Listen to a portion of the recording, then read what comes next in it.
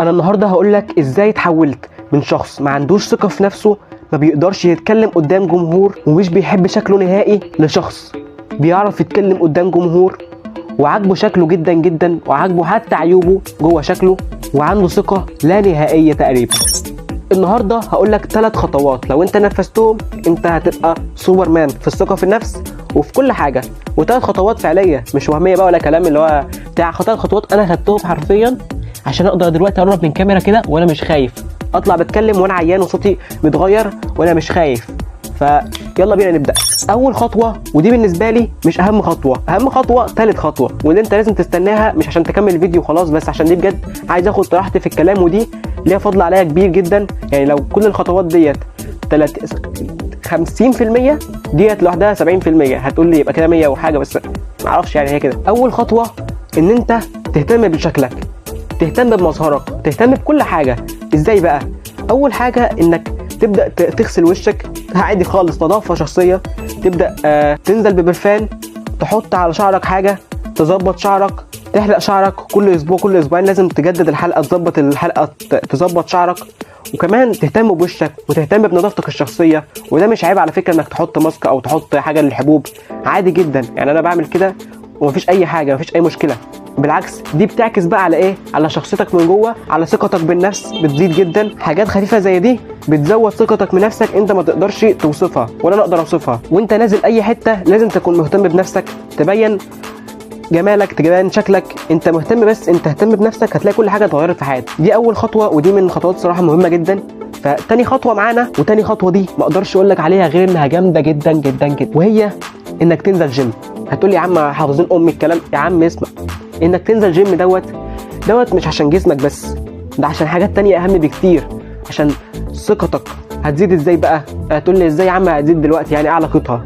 اول حاجه انت جسمك بيبدا يتطور واحده ورا واحده، بتلاحظ الفرق، فانت بتعجبك اول حوار اصلا، تحس انك جامد. مفيش ناس كتير بتبان من نظرات اللي حواليك ليك، هتبان نظرات اللي حواليك ليك، هتبان جدا.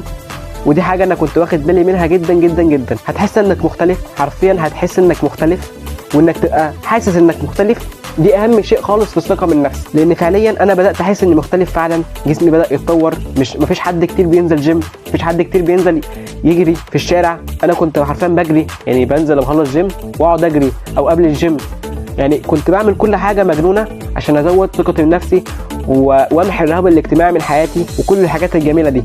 فانت هتحس انك مختلف جدا، وده بيبني جنون العظمه، بيبني انك راجل عظيم.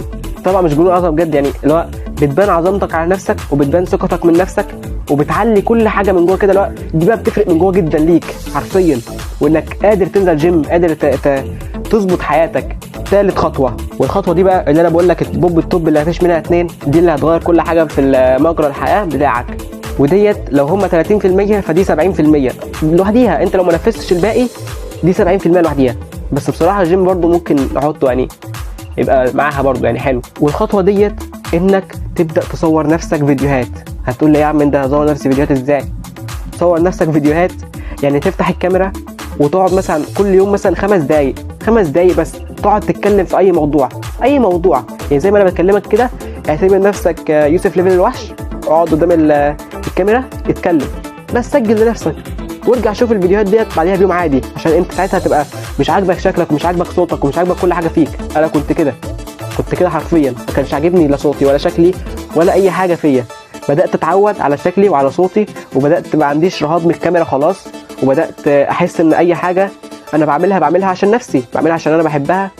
وعايز اقول لك في الاخر ان مفيش حاجه من ده كله هتحصل الا لو انت خليتها تحصل، عوزتها تحصل. انت لو انت محتاج كده بجد ده كله هيحصل لك باسهل الطرق. هو يعني ديت مش عارف صح انا عملت ايدي كده ليه، بس اكيد في حاجه هتظهر دلوقتي فحلوه. يعني انت لو حابب كده من جوه انك عايز تتغير فعلا، طبق ال3 خطوات ديت، تقريبا هتقعد معاك اسبوع لاسبوعين 3، هتغير كل حاجه في حياتك، حرفيا هتغير كل حاجه في حياتك. فحب نفسك وحبني واعمل لي اشتراك ولايك عشان انا بحبك.